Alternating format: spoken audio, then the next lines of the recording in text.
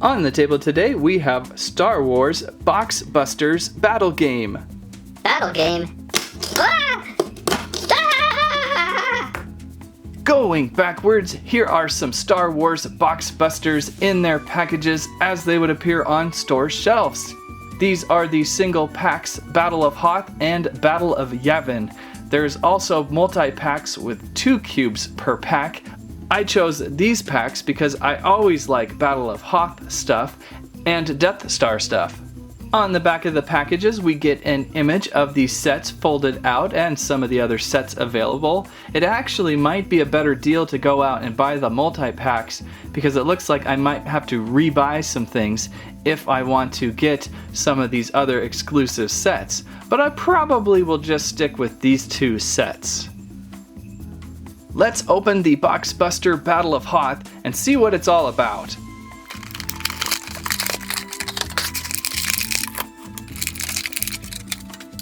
Looks like we get a few things in the box. We've got 2 charge tokens with the little Star Wars logo on it on both sides. Simple plastic. We've got the Box Buster itself. We've got a, what do they call this? It is a assault marker, I believe. A battle dice, and a battle mat. Let's look at this battle mat first. So we have instructions. So this is also a game. It's not just a novelty fold-out toy. Oh goodness, there's a lot of rules to this. I don't know how far I'll go in detail. And we've got the battle mat. It looks like you can set down your Box Buster onto this and use this as obviously a battle mat. Anyhow, let's look at the Box Buster. The prime piece of real estate. We've got a open cube design here with 6 different locations. We've got the great shield generators here, a snow speeder on the ground, a couple rebel cannons. Looks like they are stationarily stuck. And we've got some AT-ATs and they are also stuck, it looks like. I don't think you can move them yet. Anyway, let's transform this into a box. That's what the whole thing is about, right? There you go. Folds right up into a little cube with Star Wars on the top. And I believe there's a little button somewhere on this thing that is going to spring activate it. So to open the box, simply press down on the Star Wars logo up on top, and it pops right open. And I believe this is shields down in the game version, shields up when it's in its box form. Interesting little toy. It's definitely more of a game than it is anything. I thought maybe this would kind of feel like a little Micro Machines type of thing with a base, but this is all sorts of gamed out.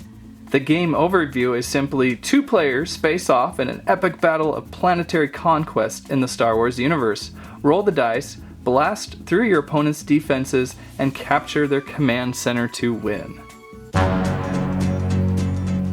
squirrel with nut who never shares. Sudden death, may the best squirrel win. You're on. Shield versus shield. Do-over. Special versus special. Do-over. Special versus special. Do-over. Shield versus shield. What kind of game is this? Aha! Blast versus blast. We're equal. 2 blasts versus 1. I win. No, I won the 2 blasts. No, I thought I won. I don't know, we're gonna have to go to the slow-mo. I don't slow-mo that. So then you keep your combat die and your assault marker nearby, and you begin to roll with an opponent. And for basic rules, it looks like both players roll their dice at the same time and compare results. So I'll roll a dice here, and I've got 2 red blast marks. If I roll more blast symbols than my opponent, my attack would be a success. So this would probably be a good roll with the 2 blast marks, and it looks like a shield probably cancels out a blast mark.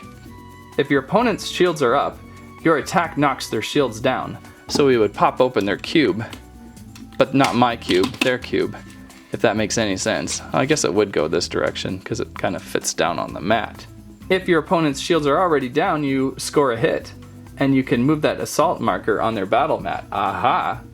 So now I guess you would go here for area 1. That would be the first hit, or maybe 2. Let's say if their shields are already down. If you both roll blast symbols, it looks like both attacks succeed. And winning the game, the first player to move their assault marker to their opponent's command center and score a hit wins the game. So you probably move this little blast marker down to their command center, and then kapowie! Game is over. And then it looks like there's some other heavier advanced versions of the game, which I don't think I will get into. It kind of looks like a fun road game. Maybe if you're on the road and you're looking for something to do, of course you still have to have a nice little mat to place this on. Be nice if the battle mat was more than just paper, like if they had made it out of a cloth material, that would have been kind of fun. But the little cube here is pretty neat. I mean, it's fairly painted and fairly detailed. We've got little structures coming up, 3D structures coming up off the sides there, and I have a feeling, well, I was gonna say you might be able to store stuff inside, but I don't think you will be able to, so that's kind of a downside too. You should have been able to store your dice and things inside for travel, and even the battle mat. Interesting concept. This one has a pretty neat X-Wing station down in the center of the cube. A couple cannons, looks like there's always some cannons on the side for fun. There's your Death Star port, kind of your command center if you will, and a TIE fighter. So interesting. Another thing the back of the boxes like to show though is the ability to make different landscapes, so you can kind of place them together like so and create a different universe, which I don't really see much happening. I kind of want to increase that with other sets. Maybe some Snow Mario over here, like so, and maybe some Smurf Village over here. That is just really weird. So that is your Star Wars Box Busters Battle of Yavin and Battle of Hoth game boxes. Interesting little toy, definitely more of a game than a toy, even though it's sold in toy aisles. Kind of fun. I think if you have a friend who's into these type of games, you can kind of enjoy it, but it's definitely not really a toy for playing around with, and displaying, you can't really do much either with it. Kind of interesting. Find 'em fall 2015. That's what I have to say about that. Thanks for watching Squirrel Stampede.